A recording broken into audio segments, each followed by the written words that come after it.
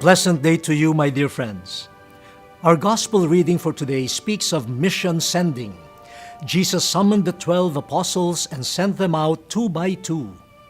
Today we will present to you a story of another Filipino who went out on a mission to bring the good news of life and salvation to people in some distant place. So come, join us and let us relish the gift of Pedro Calungsod, the second Filipino saint.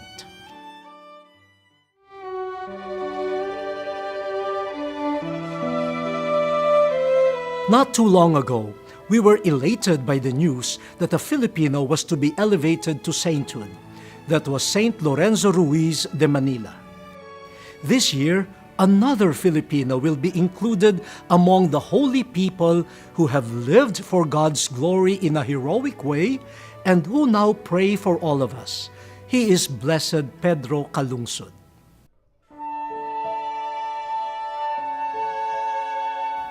Although little has been said about Blessed Pedro, he definitely has made an impact on the life of the Church.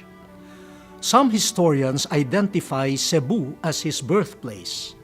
There he grew up as a devout young boy who was trained by the Jesuits to master the catechism and to serve at Mass.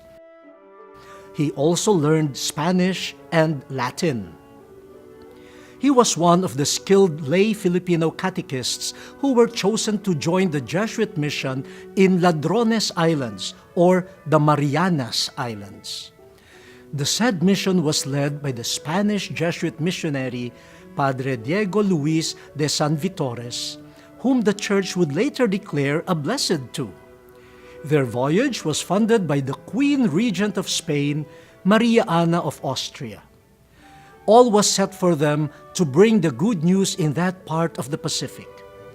So in 1668, Padre Diego, Pedro, and other missionary catechists sailed the Pacific Ocean and reached Guam, one of the islands of the Ladrones. There they began catechizing its natives, called the Chamorros. Now, we know that missionary life never comes easy. It will really challenge you to the core. But if the mission is fueled by charity, by your love for God, then nothing will be unbearable, as shown by Pedro and his fellow missionaries.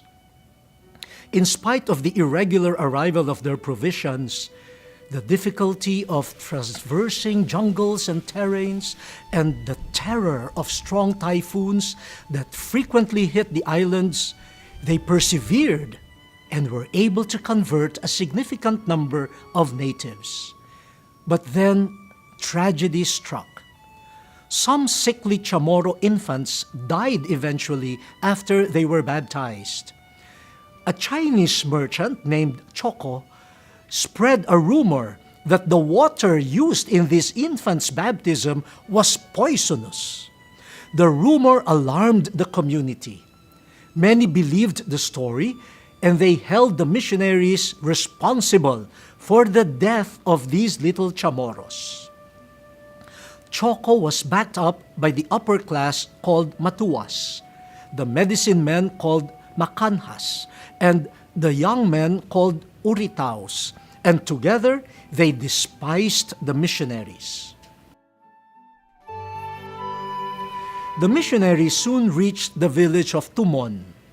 There they found out that the wife of Matapang, the chieftain of the village, had given birth to a baby girl. They wanted to baptize the child, but Matapang strongly opposed. To give him time to cool down, they gathered the children and some of the adults by the shore. They sang chants about our faith and even invited the chieftain to join them, but to no avail. He shouted at them. He was truly angry. Matapang went away. He tried to enlist Hirao, his fellow villager, in his plan to kill the missionaries. At first, Hirao refused, but Matapang called him a coward. So to prove that he was not, he consented. Meanwhile, while Matapang was out of sight, Padre Diego baptized the child with the consent of the mother, who was a Christian convert herself. When Matapang returned and learned of his daughter's baptism, he was overcome by rage. He hurled spears at the missionaries. Pedro was able to dodge the spears thrown at him, and he had all the chance to escape, being young and agile. But he refused to abandon his superior, the old Padre Diego. He stayed with him and did his best to protect him. Soon a spear hit his chest.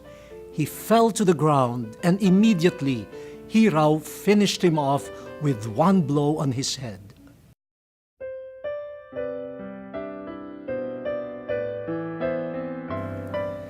Pedro Calungsod models for us intense love for mission and love for neighbor.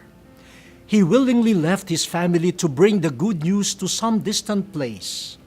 He willingly gave up his life for his friend. He chose to embody the ideals of Christ. Thus, his mission bore much fruit. Even today, the Christian faith persists in the Marianas. The Mother Church beatified Pedro Calungsod on March 5th, the year 2000. And in a few months from now, he will be elevated to sainthood. Friends, this is an invitation to all of you. On October 21st, 2012, let us join the Church in celebrating the life, mission, and martyrdom of our kababayan, Saint Pedro Calungsod. Till our next meeting, may the good Lord bless us all.